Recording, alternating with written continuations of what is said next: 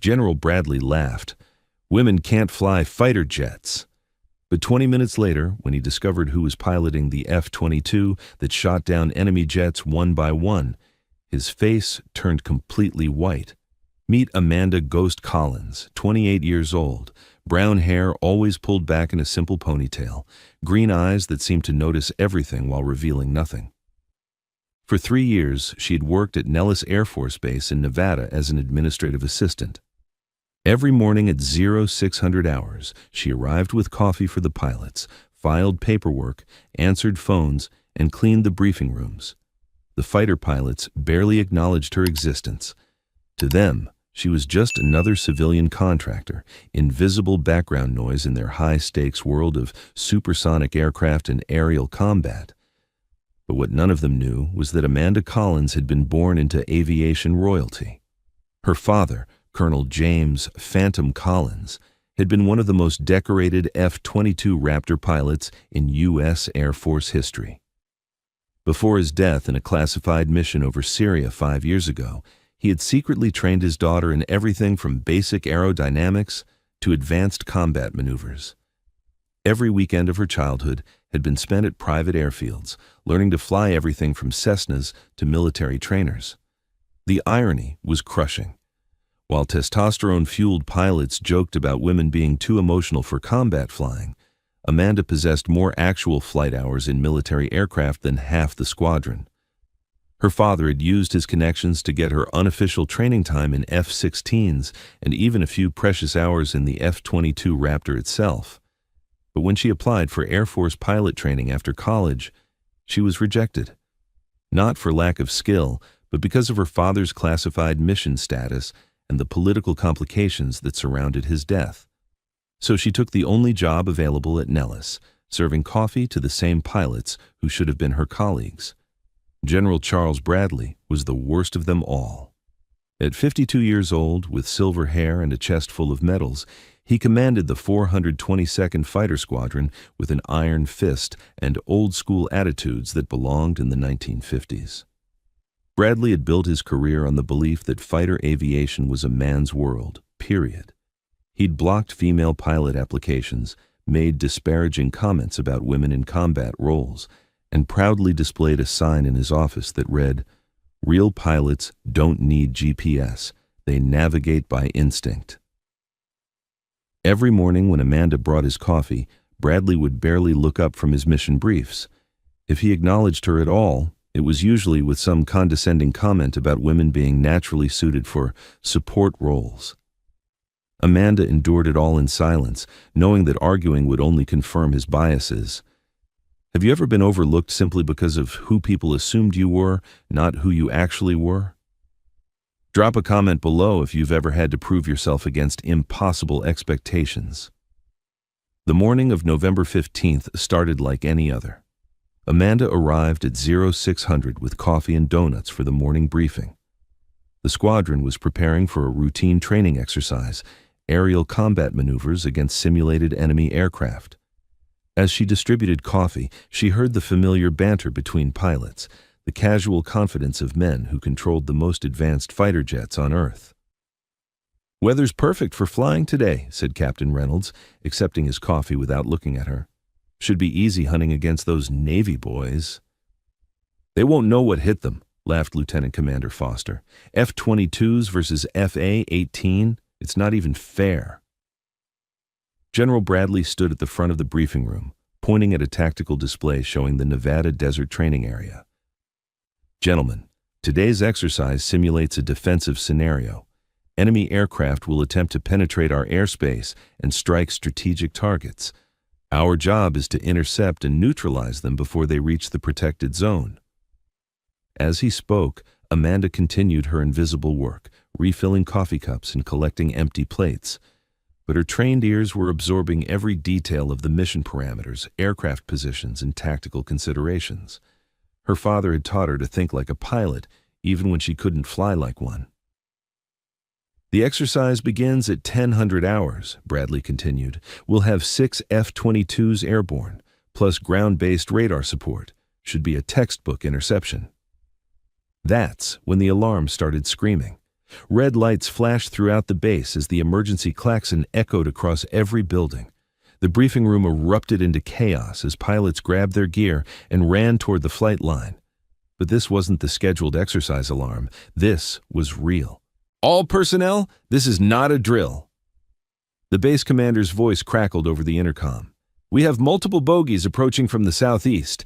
Estimated time to base, 15 minutes. All pilots to aircraft immediately." Amanda stood frozen in the corner, holding a coffee pot, as trained warriors transformed into a coordinated military response. Through the briefing room windows, she could see ground crews scrambling to prepare aircraft, fuel trucks racing across the tarmac, and security teams taking defensive positions. But something was wrong. Terribly wrong. Captain Reynolds grabbed his helmet and started running, then suddenly stumbled and collapsed. Food poisoning from last night's dinner had hit him like a freight train. Lieutenant Foster made it halfway to his aircraft before doubling over in agony, the same contaminated meal striking again. One by one, pilots who had eaten at the same off-base restaurant were dropping out of the mission. Within minutes, the squadron was down to 3 operational pilots for 6 F-22 Raptors. General Bradley's face had gone from confident to panicked as he realized the scope of the crisis. Enemy aircraft were approaching one of the most sensitive military installations in the United States, and he had half the defensive capability he needed. "Sir," said Master Sergeant Thompson, the flight line chief, "we've got 3 birds ready to launch, but we need at least 5 to establish proper coverage. The bogies are coming in from multiple vectors." Bradley stared at the tactical display, watching red dots representing enemy aircraft getting closer to American airspace. His career, his base, and potentially national security hung in the balance. That's when he made the comment that would haunt him forever. "Where are we supposed to find more pilots?" he shouted in frustration. "It's not like we can just grab someone off the street. Women can't fly fighter jets. This isn't some video game." The briefing room fell silent except for the continuing alarm. Amanda stood in the corner, still holding the coffee pot, watching the most powerful military leader on the base have a complete meltdown. That's when she made a decision that would change everything. She set down the coffee pot and walked calmly to the front of the room. "General Bradley," she said quietly, her voice cutting through the chaos like a blade, "I can fly." Bradley turned to look at her as if she had just suggested they paint the F-22s pink. "Excuse me." "I said I can fly, sir. F-22 Raptor. I'm qualified." The room erupted in nervous laughter. Even in the middle of a national security crisis, the idea of the coffee girl claiming she could pilot the most advanced fighter jet in the world seemed absurd. "Ma'am," Bradley said with barely controlled condescension, "this isn't Microsoft Flight Simulator. These are real aircraft worth $150 million each. Maybe you should—" "Colonel James Collins was my father," Amanda interrupted, her voice steady as steel. "Call sign Phantom. 3 tours in Iraq, 2 in Afghanistan, 47 confirmed air-to-air kills. He trained me personally on F-16s and F-22s from age 16 to 23. I have 847 hours of actual flight time in military aircraft." The laughter stopped. Master Sergeant Thompson stepped forward, his face suddenly serious. "Ma'am, did you say James Collins? Phantom Collins?" "Yes, Sergeant." Thompson turned to Bradley with wide eyes. "Sir, Phantom Collins was a legend.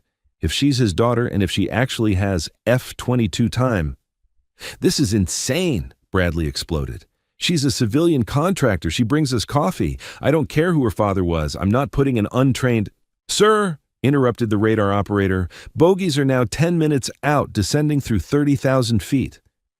We need birds in the air now." Amanda walked to the equipment locker and began pulling out a flight suit. "General, you have a choice. You can let ego cost American lives, or you can let me prove what my father taught me." As she suited up with practiced efficiency, Bradley watched in stunned silence. Her movements were fluid, professional, exactly like every qualified pilot he'd ever seen preparing for flight. But his pride, his prejudices, and his career-long beliefs fought against accepting what he was seeing. "I could court-martial you for even suggesting this," he said weakly. You could, Amanda replied, zipping up the flight suit that fit her perfectly. But in 8 minutes, enemy aircraft are going to penetrate American airspace.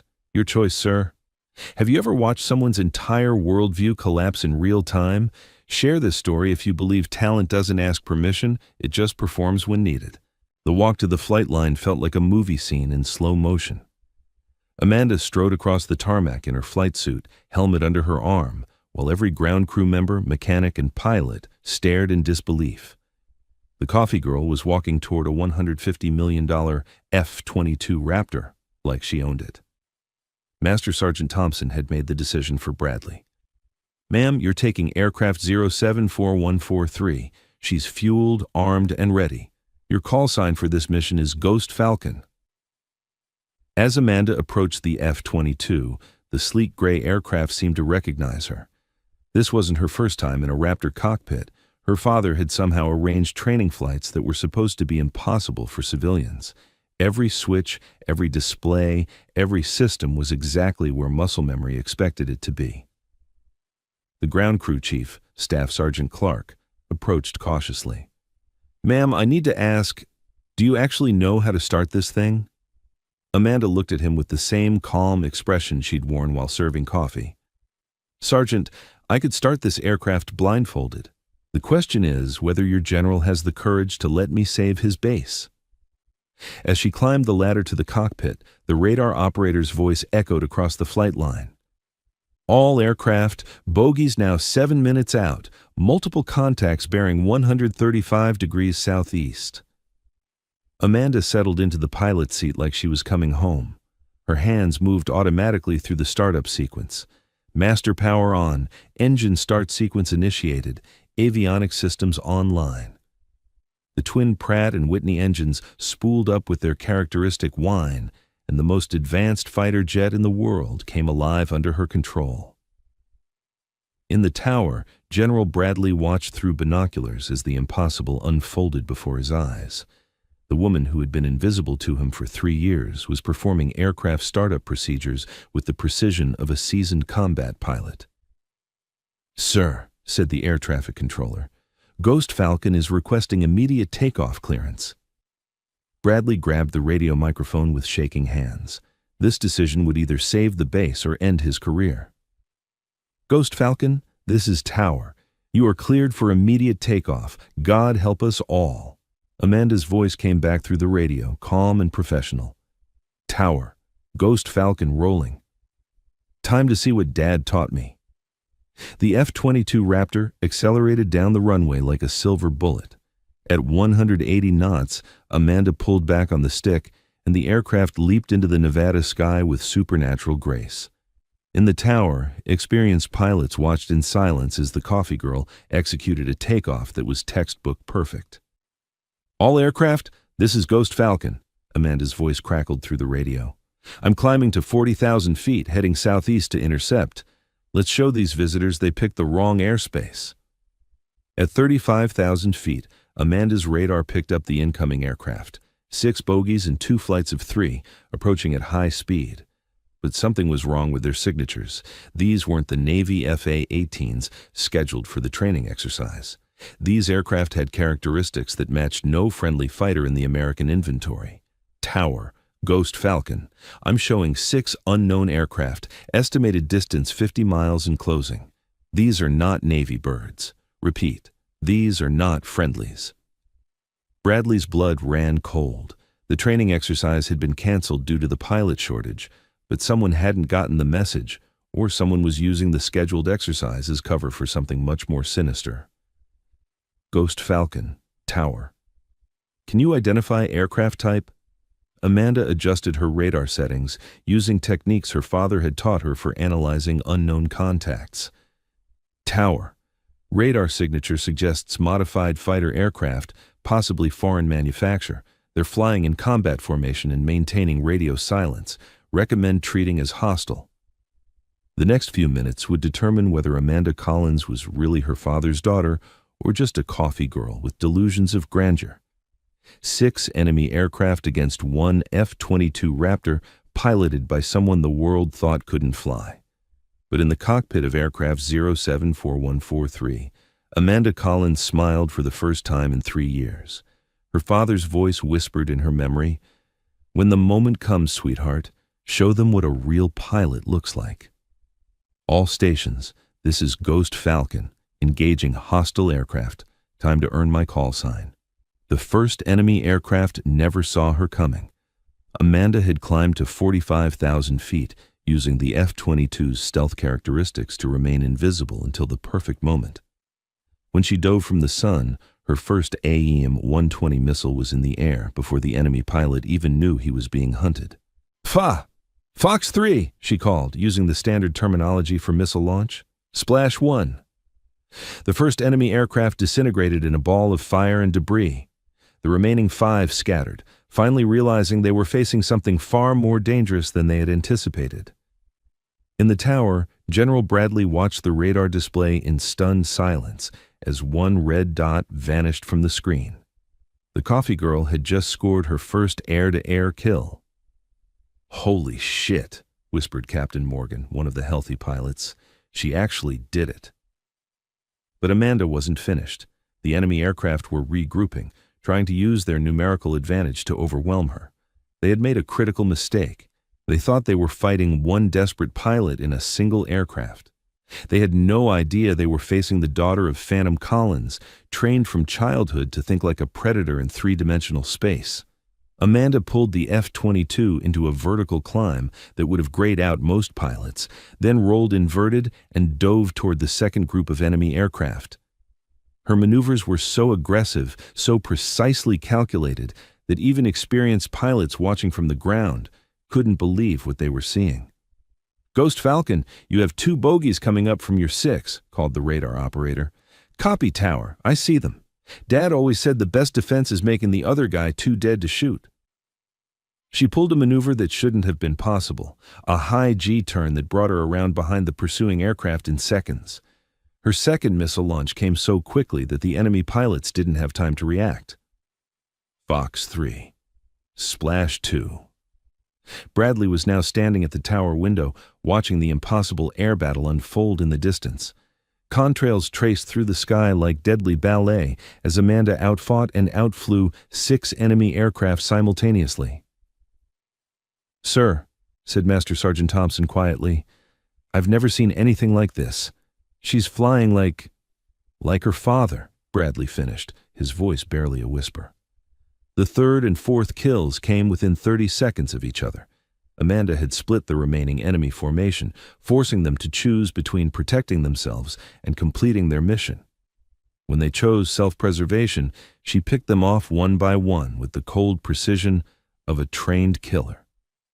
Ghost Falcon, Tower, outstanding work. RTB when ready. Negative, Tower. Still have 2 bogeys heading for the base. This isn't over yet. The final 2 enemy aircraft were making a desperate run toward Nellis, probably hoping to cause damage before being destroyed. But they had made a fatal error. They were flying straight and level, focused on their target instead of the predator hunting them. Amanda dropped to low altitude and came up behind them like a ghost. Her final 2 missiles launched simultaneously, tracking toward targets that never saw death approaching. Fox 3, Splash 5 and 6, all bogeys destroyed. The radio crackled with silence for a long moment. Then Master Sergeant Thompson's voice came through, filled with awe. "Ghost Falcon, Tower, outstanding work. Base is secure. Request you return for landing." "Copy, Tower. Ghost Falcon inbound. And Tower?" "Yes, ma'am. Tell the General his coffee's getting cold." 20 minutes later, Amanda taxied the F-22 to a stop on the flight line. As she shut down the engines and opened the canopy, she found herself surrounded by every pilot, ground crew member, and base personnel who could make it to the tarmac. They stood in absolute silence, staring at the woman who had just single-handedly saved an entire Air Force base. General Bradley walked slowly through the crowd, his face pale and his hands shaking. When he reached the aircraft, he looked up at Amanda sitting in the cockpit and slowly removed his cap. Then, for the first time in his 30-year military career, General Charles Bradley saluted someone who outranked him not in authority, but in pure skill and courage. "Ma'am," he said, his voice carrying across the silent flight line. I owe you an apology. I owe this base an apology, and I owe the memory of your father the respect I should have shown from the beginning. Amanda climbed down from the cockpit, removing her helmet to reveal hair damp with sweat and eyes bright with the adrenaline of combat. General, all I ever wanted was the chance to serve, just like my father taught me. Bradley looked at her for a long moment, then turned to address the crowd of personnel surrounding them. Ladies and gentlemen, let me introduce you to Captain Amanda Collins. Effective immediately, she's the newest pilot in the 422nd Fighter Squadron. The crowd erupted in cheers, but Amanda held up her hand for silence. Sir, I appreciate the offer, but I need to know something first. Will you judge me by my performance in that cockpit, or by the assumptions you made while I was serving coffee? Bradley's answer would echo through military aviation circles for years to come.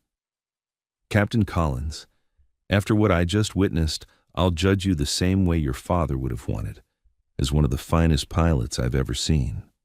3 months later, Amanda Collins was promoted to flight instructor, specializing in air-to-air combat tactics. The sign in General Bradley's office that had read, "Real pilots don't need GPS," was replaced with a new one. Real pilots prove themselves in the sky, not in the briefing room. And every morning at 0600, when new pilots arrived for training, they found their coffee waiting for them, served by combat veterans who understood that respect is earned through action, not assumption. Have you ever witnessed someone shatter expectations so completely that it changed everyone around them? Share this story because somewhere, someone is still being underestimated simply because others can't see past their own prejudices. Amanda never forgot the moment when General Bradley's face turned white with the realization that the coffee girl was actually the most skilled pilot on his base. Sometimes the people we overlook the most are the ones capable of saving us all. If you believe that talent doesn't announce itself, it just performs when the moment demands it, then this story is for you. Because in a world quick to judge and slow to see, Amanda Collins proved that heroes often come disguised as the help. Thanks for watching. If you like this video, you can subscribe to see more incredible stories like this one.